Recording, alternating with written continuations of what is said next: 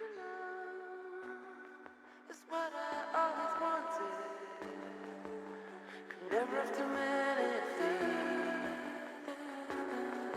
Well, you quit kicking me under the table. I'm trying, will somebody make us shut up about it? Can we settle down,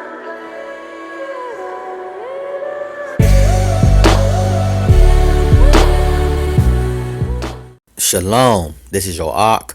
Yah is magnified. Coming back with another informative video. I titled this video Wasil Bey Client Federal Lawsuit Part 2. But before I tackle this subject, as always, I must state for the record, I'm not a lawyer, I do not practice law, and I do not pretend to. All my videos are for informational and educational purposes only. They're all facts and all truth. Nothing more, nothing less. So with that being said, let's get to it. Okay, so now before I go over this document right here that's before us, I want to do a quick recap of what we have done prior, with which I did in the first video that was titled Wasil Bey Client Federal Lawsuit. We're going to do a quick recap of that. Okay, so now in that video we went over Wasil Bey Client Federal Lawsuit claim against the Family Law Center, Texas Health and Human Services Commission, and Marquisha Lee, who is the plaintiff's mother. Okay, we went over that claim. Okay, so after we went over that claim, we went over the Health and Human Services Commission motion to dismiss the claim that that Wasil Bey client had put into the court. And in that claim, like I tell y'all, they will always state, once you file a claim against the agency in federal court, they will put in failure to state a claim upon which relief can be granted, and also the state have sovereign immunity. Okay, so now that I got that out the way, this document right here on the screen was entered into the court June 5th, 2018, as you all can see. It's time and date stamped at June 5th, 2018.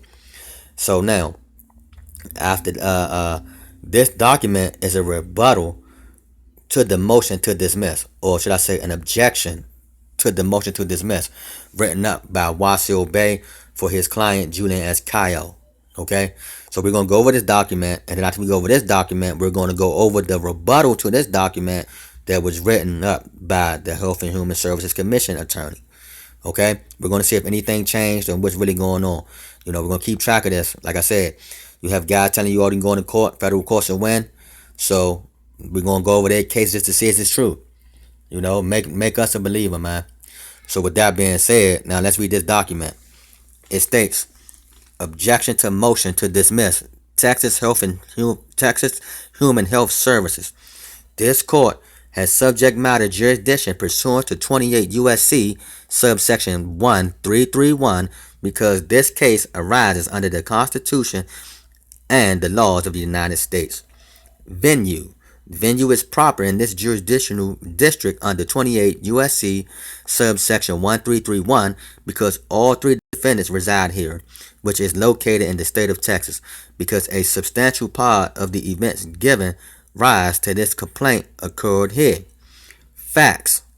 I, Julian S. Cayo, the plaintiff, filed a complaint on April the 24th, 2018 against the defendant/individuals, Family Law Center, Texas Human Health Services, Marquisha Lee, Sarah Loom, and Bridget Natalie.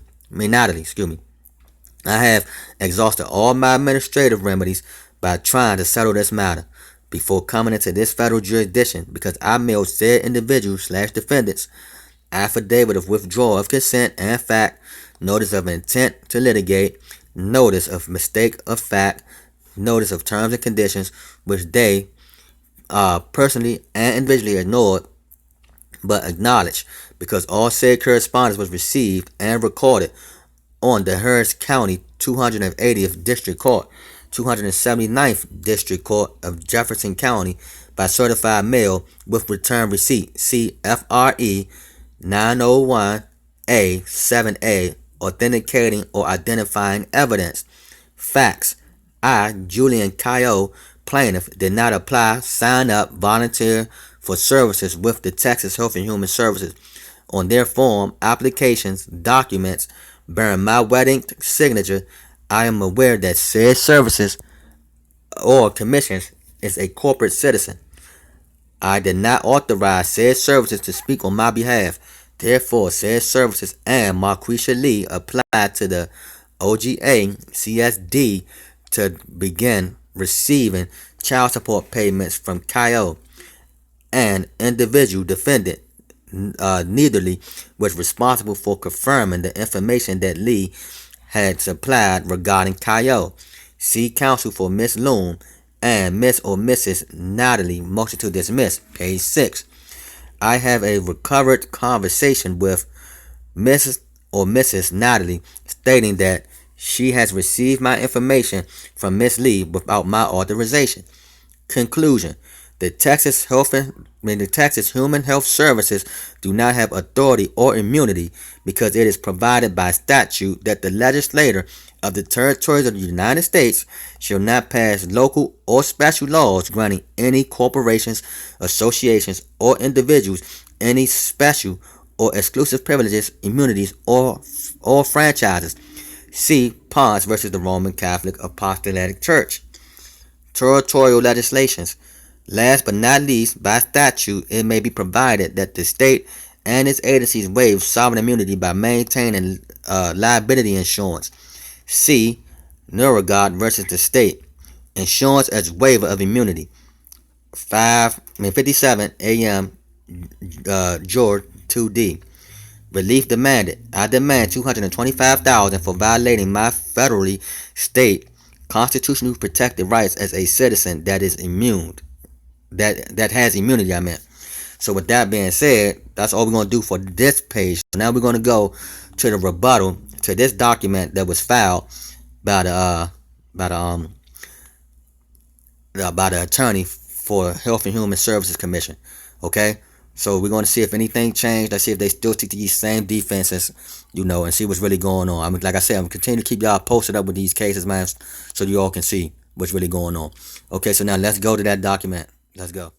Okay, so now we just went over Wasil Klein objection to the motion to dismiss that was entered in by HHSC. So now this is HHSC's reply back to Wasil Klein objection to HHSC's motion to dismiss. Okay, so now as you all can see, this document was filed June 13, 2018. This is a 6-page document.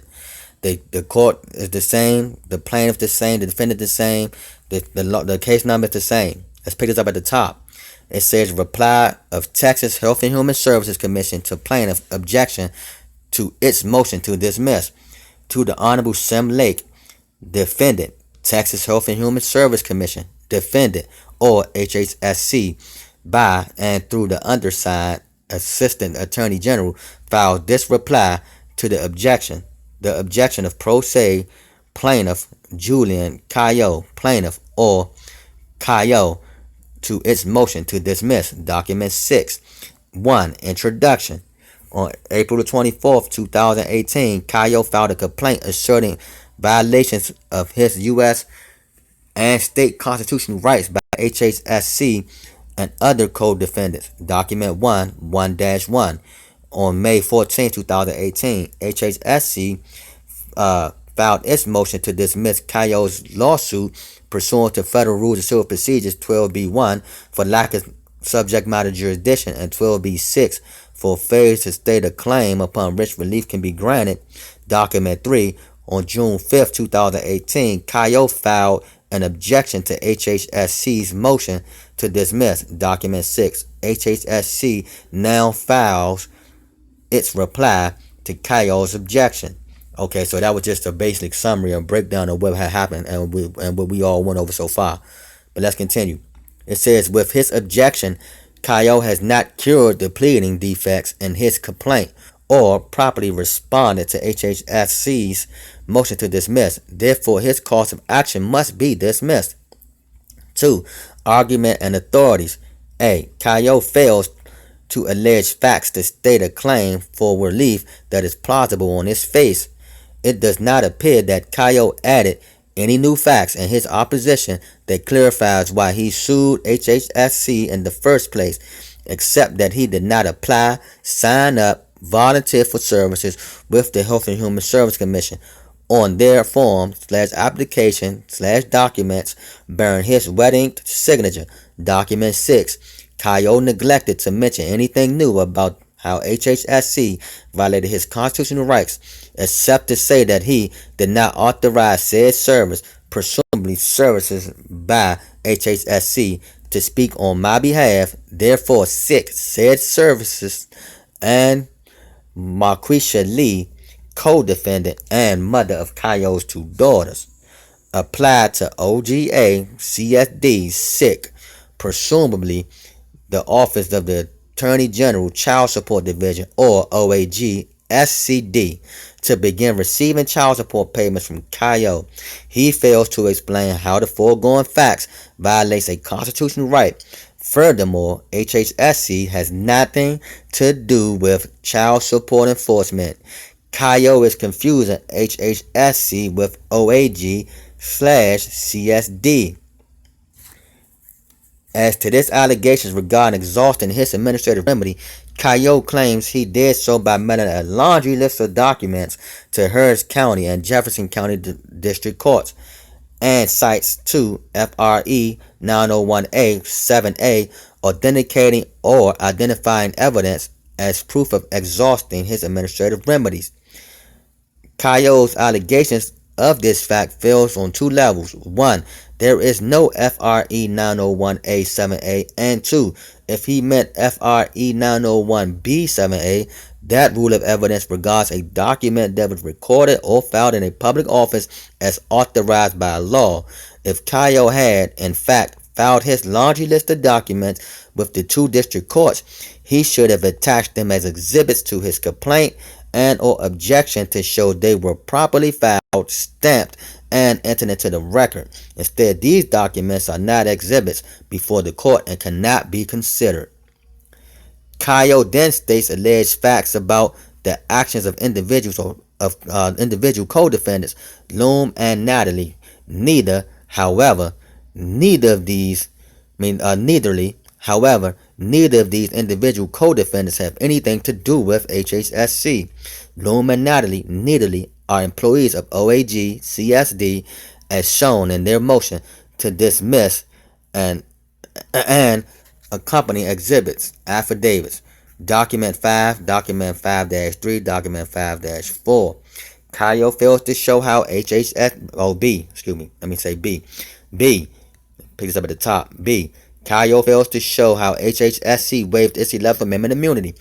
As to his legal argument regarding whether HHSC has immunity under the 11th Amendment, Kayo cites to a 1908 Supreme Court case in which the court decided whether a municipality or the Catholic Church owned a house of worship in the recent acquired territories of Puerto Rico, spelled Puerto Rico. Ponce versus the Roman Catholics. That's the case law Wasil and them use to support their claim.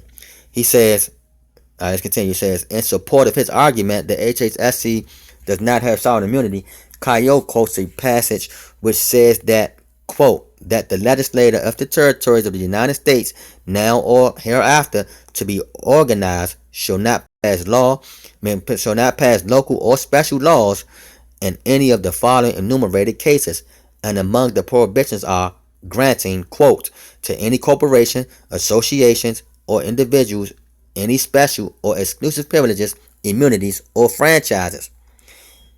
In the following line, however, the court adds, quote, but such general prohibitions have no application where specific permissions to the contrary is granted.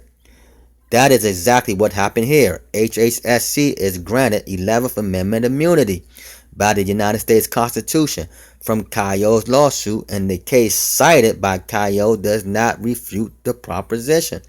Kayo also cites to 73 American Jurisprudence, 2nd edition, subsection 40, for the same proposition. However, American Jurisprudence, 2nd edition, is cited as Am Jude 2D. It's a secondary source and has no binding precedence on this case. For all the foregoing reasons, Cayo's case must be dismissed pursuant to Federal Rules of Civil Procedures 12B1 for lack of subject matter jurisdiction.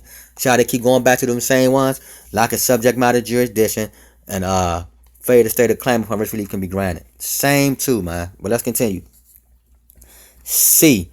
Whether HHSC maintains liability insurance or not does not waive its sovereign immunity.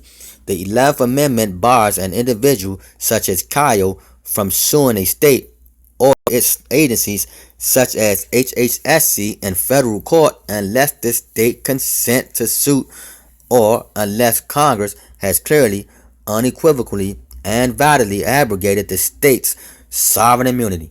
Jackson versus Texas Southern University. That's case law they used to back up their claim. Let's continue. Cayo's argument that the state of Texas and its agencies, such as HHSC, waived their sovereign immunity by maintaining liability insurance. Document 6. To support this theory, he cites Nirogat versus State as a case decided by the Supreme Court of South Dakota. In Nirogat, the court ruled that South Dakota may purchase public liability insurance for purposes of issuing the liability of the state. For the purpose of insuring the liability of the state, its officers, agents, and employees, and that to extent such liability insurance is purchased, the state shall be deemed to have waived sovereign immunity and consent to suit. Cayo makes the broad assumptions the laws of South Dakota and Texas are identical, that HHSC maintains such liability insurance, and that by maintenance of such insurance, HHSC has waived the entirety of its sovereign immunity. Cayo presents no evidence to support his proposition, and in any event, his is a constitutional case, not a tort case involving a car accident. If this were a tort case, Cayo's lawsuit would be similarly dismissed by the Texas Tort Claims Act for reasons discussed in its motion to dismiss. HHSC has not waived its sovereign immunity in this case.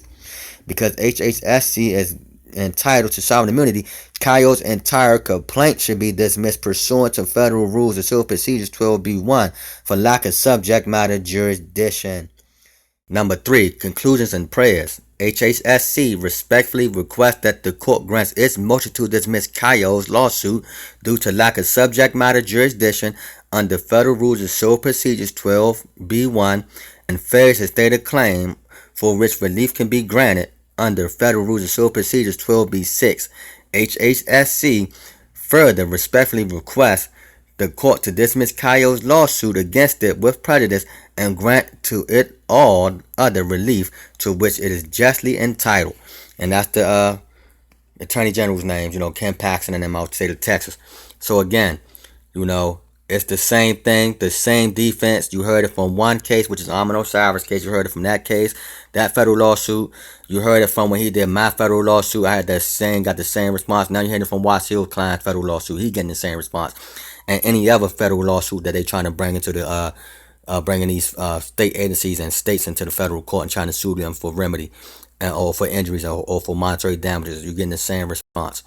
Okay, so with that being said, though, I have a testimony coming up as well. I'll be posting that real soon. And if you all need my help, hit me up in my email at yahismagnified@gmail.com. And also, man, stay out of these federal courts. I can't stress that enough. Stay out of these federal courts. And we're going to continue to keep this thing posted, because this case also has another entry incident that Wasil Klein incident on July 11th, 2018. So we're going to go over that once the agency hit their response back to that reply that Wasil and them did. That I'm going to post up as well. So as I stated, man, we're going to make the believers, we're going to, call out the real and the fake. They say they can do it. Let's see them do it. I'm putting them on Front Street. They say they can do it, but a lot of people say you can do a lot of things. But if they can't show you, then it's just all talk, man. So with that being said, though, let's keep this thing moving. I got a testimony coming, so be on the lookout for that. You all be blessed, man. Shalom.